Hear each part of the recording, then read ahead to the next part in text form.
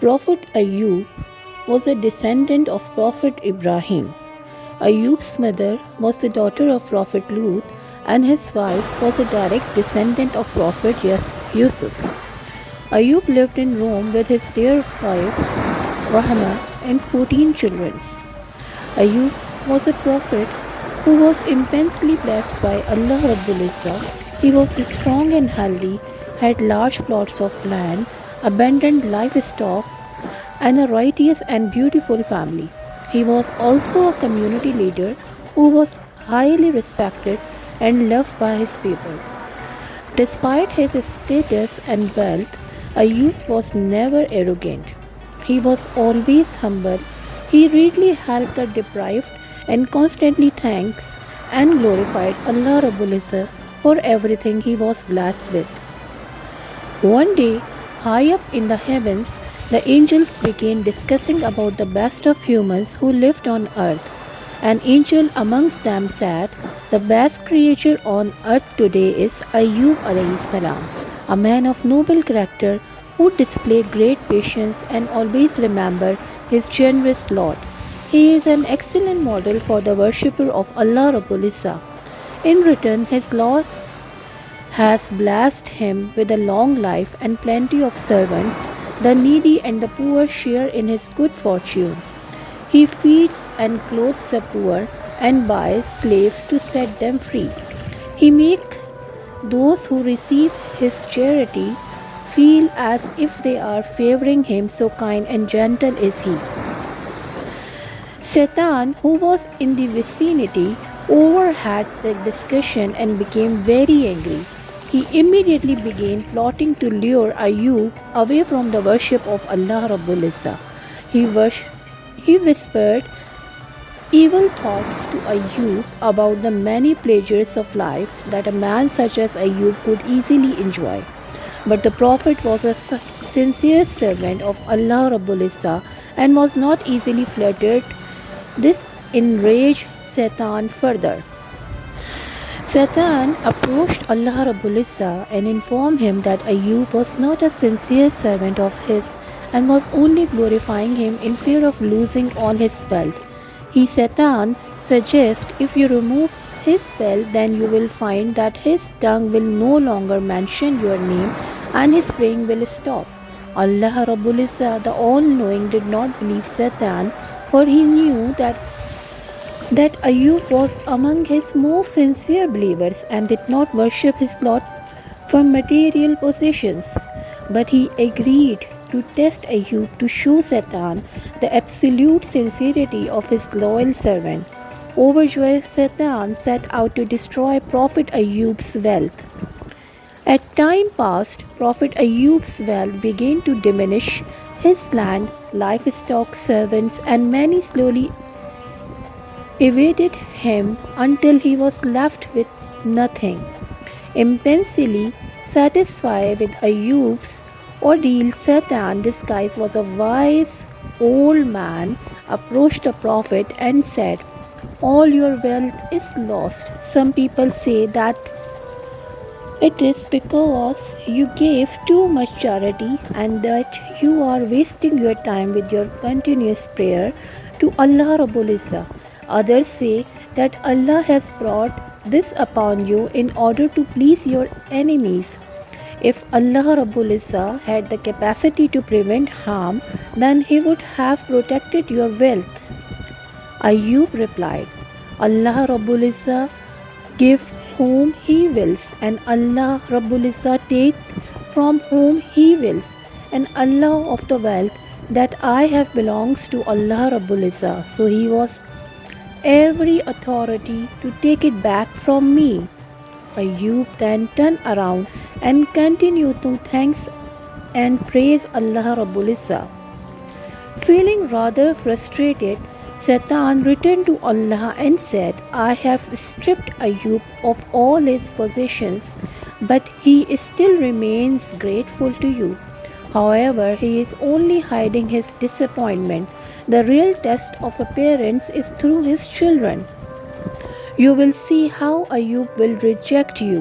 Allah Rabbul Izzah still knew that Ayub's faith and love for his Lord will not waver, but he agreed to test Ayub further. Before long, the building in which Ayub's children lived crashed, killing all 14 of his young, beautiful children. Satan once again visited Ayub alayhi salam, disguised as sympathizing bystander, and remarked with sorrow, "The circumstance under which your children died was sad. Surely your Lord is not rewarding you properly for all your prayers." Ayub alayhi salam responded, "Allah Rabbul Izzah gives me what is good for me and takes away what Allah Rabbul Izzah sees that is displeasing for him for me. And Allah Rabbul Izzah sees that all of these children may be a strong test and trial for me. So Allah Rabbul Izzah took them away from me. Whether a thing is beneficial or harmful to me, I will remain firm in my belief and remain thankful to my Creator." Satan rushed back to Allah and said, "O my Lord, Ayub's wealth is gone, his children are dead, and he is still healthy in body. And as long as he enjoys good health, he will continue to worship you in hopes of regaining his wealth and producing more children. Grant me authority over his body so that I may weaken it. He will surely neglect worshipping you and will thus become disobedient." Allah Rabbul Izzat granted his request but instructed, "I give you authority over his body but not over his soul, intellect or heart, for in these places reside the knowledge of me and my religion." Soon after, Ayub's health began to deteriorate. He was so ill that the skin of his body used to fall off, revealing his muscles and bone. But as Allah instructed, the only two organs that functions in his body were his heart and tongue, which is continued to use to glorify Allah. Ayub alayhi salam suffered through severe pain, but he never allowed himself to complain or falter in his belief in Allah Rabbul Izzah.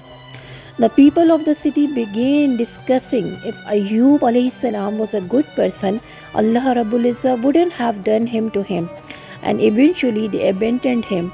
His relatives, friends, and everyone who loved and respected Ayub alayhi salam deserted him, except for Rahma, his beloved wife. For years, Ayub continued to suffer through his condition, with none but Rahma by his side to take care of him.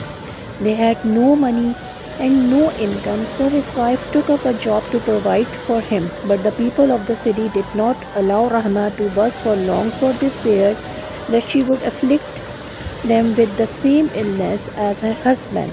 Ayub alayhi salam meanwhile continued to pray to Allah to give him the strength and patience to endure this pain and suffering. One day, Satan appeared before Rahma in the form of man and asked her, "Where is your husband?" Pointing at the almost lifeless figure of Ayub alayhi salam, Rahma replied, "There he is, suspended between life and death." Satan then went on to remind her of the blissful day of good health, children and wealth. Overwhelmed with the airs of pain and hardship, Rahma approached Ayub alayhi salam and wailed, "O Ayub, you are the prophet and the messenger of Allah. You have the closest relationship to Allah. Ask Allah Rabbul Izzah to take you out of this harm that you are in." Ayub sighed and replied, "Satan must have whispered to you and made you dissatisfied. Tell me, how long did I enjoy good health and riches?" His wife responded, 80 years or so. He replied, "For how long am I suffering like this?" She said, 7 years. Ayub then said, "In that case, I am ashamed to call my Lord to remove my hardship, for I have not suffered longer than the years of good health and plenty. It seems your faith has weakened and you are dissatisfied with the faith of Allah Rabbul Izzah. If I ever regain health, I swear I will punish you with 100 strokes. From this day onwards, I forbid myself to eat or drink anything by your hand. Leave me alone and let my Lord do with me as he pleases. Feeling helpless, Ayub salam turned to Allah Rabbul Izzah, seeking His mercy. Verily, Satan has touched me with distress by losing my health and torment by losing my wealth. He prayed. Allah Rabbul Izzah immediately responded to Ayub salam desperate call for Allah. Allah Rabbul Izzah said, strike the ground with your foot. This is a spring of water to wash in and cool and a refreshing drink. Ayub salam immediately performed Allah Rabbul Izzah bidding as he struck the ground with his foot. Cold water gashed at his feet as commanded. Ayub drank and washed his entire body using the water. Within a short while, Ayub salam blisters disappeared, his skin renewed completely and his internal organs began functioning. Indeed, Ayub salam was completely cured by the grace of Allah Rabbul Izzah. Rahma, who could not stand to be away from her husband any longer, returned home. As she entered their home, she was greeted by Ayub salam, whom she did not recognize. She asked him, "Where is Ayub? Who are you? You look very similar to him." He replied, smiling, "It is me." Overjoyed, she immediately embraced him and thanked Allah Rabbul Izzah for his mercy. Ayub salam remembered his promise to punish his wife with 100 strokes. Once he regained his health, he did not want to hurt his beloved wife, nor did he want to break his oath to Allah Rabbul Izzah. So Allah Rabbul Izzah, the Most Wise, instructed Ayub salam, "Take it in your hand a bundle of thin grass and strike there with your wife and break not your oath." Allah Rabbul Izzah then restored Ayub's wealth.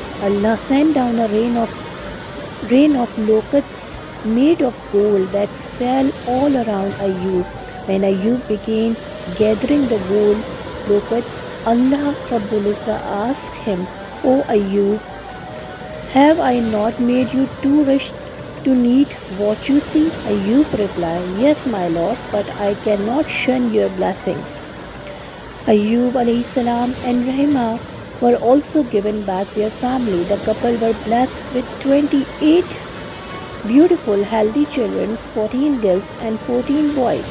The story of Prophet Ayub is one adversity mixed with patience. It is easy to be a faithful servant of Allah Rabbul Izzah when everything is going well, but his faith never fluttered during difficult times, which is what makes him a remarkable being. They who believe and do not mix their belief with injustice, those will have security and they are rightly guided. And that was our conclusion argument which we gave Ibrahim against his people. We raised by the grace whom we will need. Your Lord is wise and knowing, and we gave to Ibrahim, Isaac and Jacob, all of them we guided, and Noah we guided before, and among his descendants David and Suleiman and Job and Joseph and Moses and Harun. Thus do we rewarded the doers of good. Surah An'am.